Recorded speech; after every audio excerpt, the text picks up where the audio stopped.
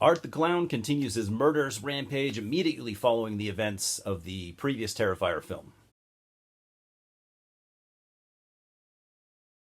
So I am, you guessed it, still counting down the days until Terrifier 3, and I needed to have everything reviewed up to that point so I can review Terrifier 3. Terrifier 2 was, of course, written and directed by Damien Leone and stars Lauren LaVera, Elliott, Fullam, and of course, David Howard Thornton. And as I said, it literally picks up right at the end of Terrifier, where Art was supposedly dead and brought in for examination, like an autopsy or whatever.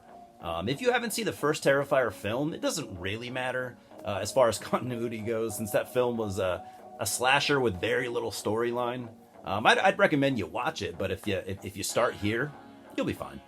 Even within the first few minutes, you will notice that everything is ratcheted up a few notches in an attempt to outdo the first film in every possible way. That's if you've seen it, of course.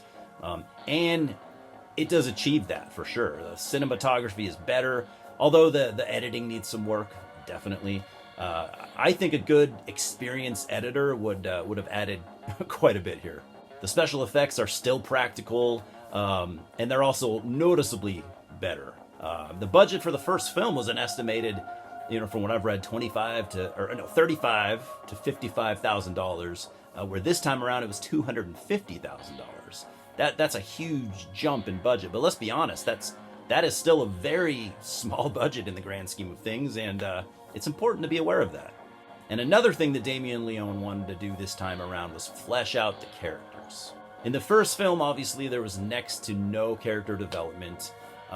This brought a shitstorm of criticism, although I've always been okay with it. To me, it was like watching a nightmare where a murderous clown, savages his way through random people.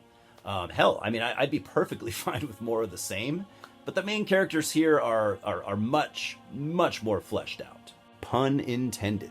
So, aside from Art the Clown, of course, you have Sienna, played by Lauren LaVera, and Jonathan, played by YouTuber Elliott Fullam.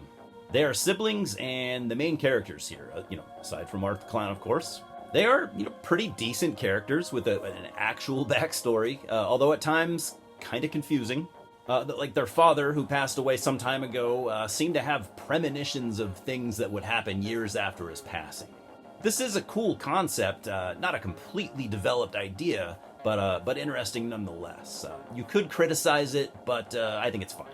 Sienna is kind of like the movie's final girl, which is cool. And I like her as a character. Lauren LaVera's performance it's serviceable, at times even pretty good. I like her. I like Sienna, and I like Lauren LaVera as Sienna overall, as an actress. Jonathan's character is cool too, even if Elliott Fullam's performance leaves, a bit to be desired. But this is a slasher film after all, and I don't demand a lot, performance-wise, as long as, the villain carries the story, right? And Carrie, he does. I've sung the praises of David Howard Thornton's performance, as Art the Clown for a while now. Performances, I should say. But he outdoes himself here. He's just extra silly this time around. There are numerous scenes where I just laughed out loud every single time I see them. He is a clown after all. For me, the way that he balances humor and, a demented personality is super infectious.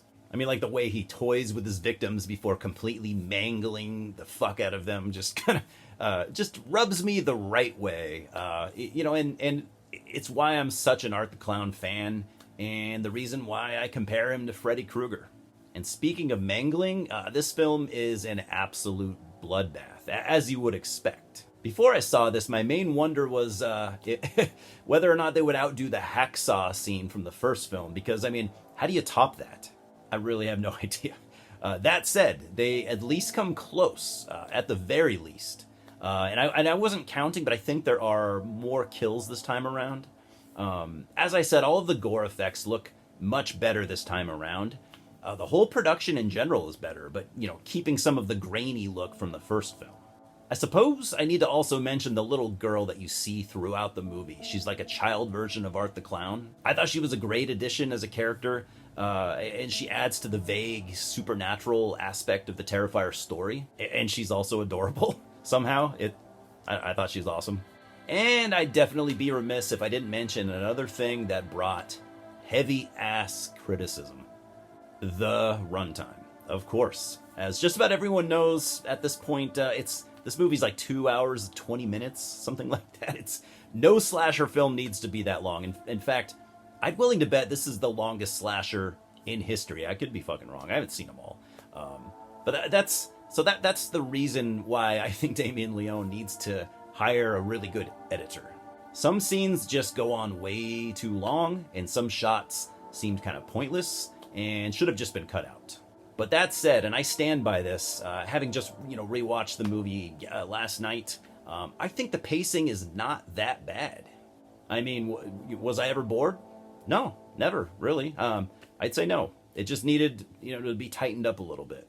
So I'm giving Terrifier 2 an 8.5 out of 10. I love the gore scenes and Art's jokes. Oh, and the post-credit scene is absolutely fantastic. I'd recommend it to any slasher fan. It might not be perfect, but it's a blast from front to back, and it's, in my opinion, worth your time. Cheers, guys.